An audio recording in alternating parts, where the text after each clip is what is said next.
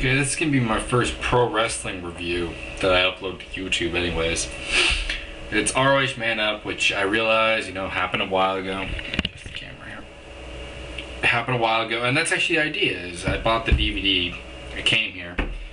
Well, it came home, and I don't have it on me. Which is kind of sad, I should have brought it with me from home, but anyways, yeah. I picked an event that was going to be pretty old, just so I could get kind of feedback on what people think about my technique more so than the event. So I encourage criticism and constructive comments to be commented on the video, message to me, whatever. Okay, my star rating is obviously going to be a little different from other people's because, it's what I like, and I like mat wrestling. I'm not a big fan of power wrestling. I'm not a big fan of that whole wrestlers winning on heart, just because I don't like that. It's always portrayed as the good guy has so much heart and the bad guy doesn't, and that's one element of pro wrestling I don't really like. So matches that kind of feature that predominantly, I'm going to lower the rating on, just because I don't like the storyline. Anyways, okay, so Man Up. I got my notes. Started off with the four-corner survival matchup: Nigel McGuinness versus Marufuji versus Chris Hero versus Claudio Castagnoli. We already had Nigel's grab the mic, talk about wanting to get a title shot in the near future. You had an Age of the Fall fan run in and yell, "Age of the Fall, Age of the Fall, Age of the Fall." Not much else to that.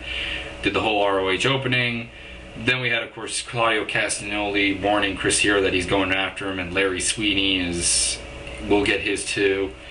We had the Matt Sydal deal from Larry Sweeney. He came out and said, I bought low, sold high, because, Matt Sydal signed with WWE, and the storyline was Matt Sydal had signed with Sweet and Sour Incorporated right before that, and that he sold them to Vince McMahon. Which is a pretty good storyline. I like that, actually, even though I don't much care for the whole Sweet and Sour thing. Okay, the Sweeney gets it from the fans, with the shut up shit, telling them to Stufu. Anyways, it was good mat wrestling by all the people in this match, pretty much, which I liked. I mean, no one was really lacking. Some good high impact stuff. We of course had Chris Hero and Sweet and Sour's antics, which I don't like, but the fans like him, so you go with it. Okay, so eventually Claudio Castagnoli and Chris Hero spilled out into the floor and then into the audience, while Marufuji came out after them, hit a splash on them, and then kind of threw Chris Hero into the crowd. Claudio followed him. Then, of course, Nigel McGuinness goes airborne and with a big splash, but it was kind of clumsy looking. Even though, I mean, he got excellent distance, and I do love that. But I would have preferred it's not in there. It's just me. Matt psychology somewhat, because it destroyed Nigel's. Nigel was in a good spot at that point. He kind of sacrificed it. We end up back in the ring with Nigel McGuinness and Marufuji. Marufuji nails a super kick and a Shiranui combination. Chris Hero breaks up the pin on Nigel McGuinness. There's a bit of a botch here because Chris Hero. It looks like Chris Hero was supposed to break up the pin, but Nigel kicked out anyways. So a little bit of a botch, but who cares?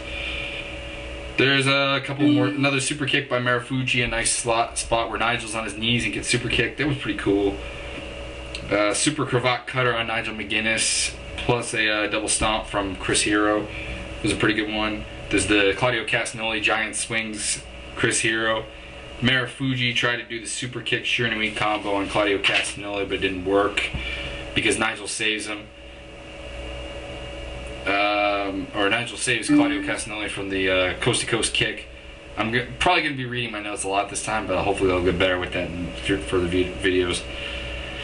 Anyways, Nigel connects with a big lariat. You get CC with the flying Euro uppercut to Nigel McGuinness. Ricola bomb to Marufuji. Hero falls on the ref to save the count. Ref gets into Chris Hero's face. Chris Hero claims he tripped.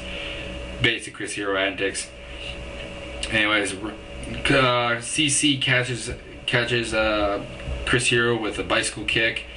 In the end, basically the finish is that Claudio Castagnoli nails a springboard European uppercut to Nigel McGuinness. Nigel McGuinness gets the jawbreaker lariat and gets the pinfall. Of course, there's a bit in the end where Claudio talks about how Chris Hero cost him the match, and he did.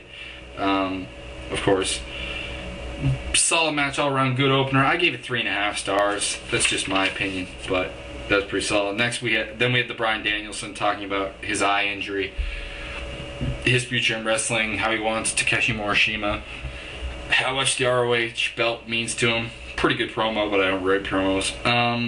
2 out of 3 falls, No Remorse Corps versus the Resilience. First up, we had Matt Cross versus Rocky Romero. I did not like the whole flip a coin to say who had to pick opponents first, because I mean it was a huge advantage. Anyways, Matt Cross, some good stuff here. But we had there was a couple of chop exchanges, which I personally don't like when Matt Cross gets in them, just because, you know, it's not really in his character to do that, especially against a guy like Rocky Romero. Rocky Romero had a lot of good stiff kicks in this, a lot of good like aerial stuff, and some surprisingly good high impact maneuvers from Matt Cross. Like, when I say high impact, I don't mean the aerial stuff, because I mean he's good at that, and I knew that. But he surprised me a little bit with some of his slams and suplexes and stuff, which was pretty cool. There was a big spot of the match here, was the Rocky Romero getting sent into the ring post and getting hit with the flagpole press by Matt Cross. Yeah, that's kind of all really I'm going to say. It's that the finish here is Rocky Romero hitting a running knee, and then with a German suplex on Matt Cross, and then a KO kick, and pretty much knocking him out. It was a good finish. It was probably the worst match of the series between the No Remorse Corps and the Resilience. I gave it 2 3/4 stars, but it's a solid match. Next, Austin Aries versus Davey Richards. I love this match. Maybe other people didn't, but I love this match. Throughout the whole thing, I mean, basically they both played off each other so well. Davey Richards would use some good mat wrestling, some good kicks, a lot of good stiff blows by both men. The one thing I don't like is that, of course, I think everyone knew Austin Aries was going to win, because, I mean, this was his return from such a long time away. Plus, I mean, of course, if Davey Richards wins, the No Remorse Corps won. And you don't want that. You wanted the third match to mean something. There's of course, they played Austin Aries' strength of escaping the head scissors with the drop kick. Eventually did get it, although kind of on a different one. There's Davey Richards nailing a couple good kicks. I did like the senton elbow combination by Austin Aries in this match, where he sentoned on him and then he nailed the diving elbow. Richards mocks that elbow that Austin Aries does, like that. And of course, later on, Aries made him pay by, you know, hitting him with it. Anyways, the finish is, of course, Brainbuster by Austin Aries plus the set 450 splash.